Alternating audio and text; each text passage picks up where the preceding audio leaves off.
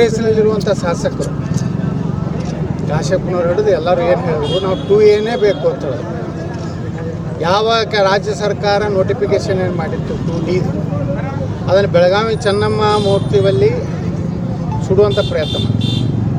ಈಗ ಅದೇ ಕಾಶ್ಯಪ್ಪನವ್ರ ಸರ್ಕಾರ ಬಂದಿದೆ, ಈಗ ಮಾಡಿಕೊಳ್ಳಿ 2A ಯಾಕೆ ನಾವು ಒತ್ತಾಯ ಮಾಡಲಿಲ್ಲ ಅಂದ್ರೆ ಅವಾಗ ಅಲ್ಲಿ 104 ಜಾತಿ ಇವೆ. ಕುರುಬ ಸಮಾಜ ಇದೆ, ಗಾಣಿಗ, ಅನೇಕ ಸಮುದಾಯಗಳದ.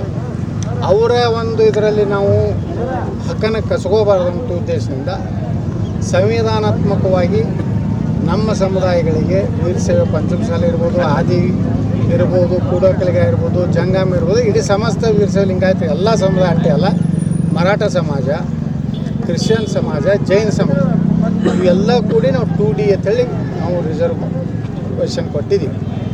2Aದಲ್ಲಿ ಏನು ಸೌಲಭ್ಯದೋ ಎಲ್ಲನೂ 2Dಗೂ ಕೊಡುವಂಥದ್ದು. ಒಂದು 2C ಒಕ್ಕಲಿಗರಿಗೆ, ಒಂದು 2D ಲಿಂಗಾಯತರಿಗೆ, ಮರಾಠರು, ಜೈನರು, ಕ್ರಿಶ್ಚಿಯನ್. ಅದನ್ನು ಇವತ್ತಿನ ಸರ್ಕಾರ ಸಿದ್ದರಾಮಯ್ಯನವರು ಮನೆ ಬೆಳಗಾವಿ ಅಧಿವೇಶನದಲ್ಲಿ ಏನು ಹೇಳಿದ್ರು, ಈ ಅಧಿವೇಶನ ಮುಗಿದ ತಕ್ಷಣ ನಾನು ಬೆಂಗಳೂರಿಗೆ ಹೋಗ್ತೀನಿ, ಆ ಒಂದು ಶಾಶ್ವತ ಹಿಂದುಳಿದ ಆಯೋಗಗಳ ಅಧ್ಯಕ್ಷನ ಕರೆಸಿ ಮಾತಾಡಿ ನಾನು ನ್ಯಾಯ ಕೊಡ್ತೀನಿ ಅಂತ ಮತ್ತೆ ಹೇಳಿದ್ರು. ಬೆಳಗಾವಿ ಅಧಿವೇಶನ ಮುಗೀತು, ಮೊನ್ನೆ ಬೆಂಗಳೂರು ಅಧಿವೇಶನ ಮುಗೀತು.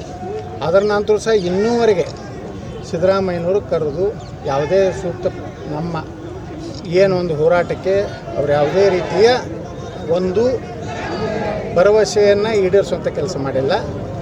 ಇವತ್ತಿನ ದಿವಸ ಇವತ್ತೇನು ಕಲ್ಯಾಣ ಕರ್ನಾಟಕದ ಈ ಒಂದು ಕ್ರಾಂತಿಕಾರಿ ಒಂದು ಭೂಮಿಯಲ್ಲಿ ನಾವು ನಿರ್ಣಯ ಮಾಡ್ತೀವಿ. ಈ ಕಾಂಗ್ರೆಸ್ಸಿಗೆ ಒಂದು ವಾರದೊಳಗಾಗಿ ನಮ್ಮ ಘೋಷಣೆ ಮಾಡೋದಿದ್ದರೆ ಲೋಕಸಭಾ ಚುನಾವಣೆ ನಾವು ಬುದ್ಧಿ ಕಲಿಸ್ತೀವಿ. ಹಿಂದೂ ಪರ ಅಜೆಂಡಾ ಹಿಡಿದಂಥ ಪ್ರತಾಪ್ ಸಿಂಹ ಆಗಿರ್ಬೋದು, ಶೋಭಾ ಕರಂದ್ಲಾಜೆ ಅವ್ರದ್ದೇ ಒಂದು ಟಿಕೆಟ್ಗಳು ಡೌಟ್ ಅಂತ ಇದ್ದಾರೆ. ಈಗ ಅವ್ರು ಅದರಲ್ಲ ಪೂಜ್ಯ ತಂದೆ ಮತ್ತು ಪೂಜ್ಯ ತಂದೆಯ ಮಗ, ಅವ್ರ ಜೀವನನೇ ಇದೇ ಮಾಡ್ಯಾರ. ಅವ್ರ ಅಪ್ಪ ಮಕ್ಕಳು ಬರೇ BJP ಅಭ್ಯರ್ಥಿಗಳು ಸೋಲಿಸ್ಬೇಕು, ನನಗೆ ಸೋಲಿಸಲಿಕ್ಕೆ ವಿಜೇಂದ್ರ ರೊಕ್ಕ ಕೊಟ್ಟು ಕಳಿಸಿದ್ದ.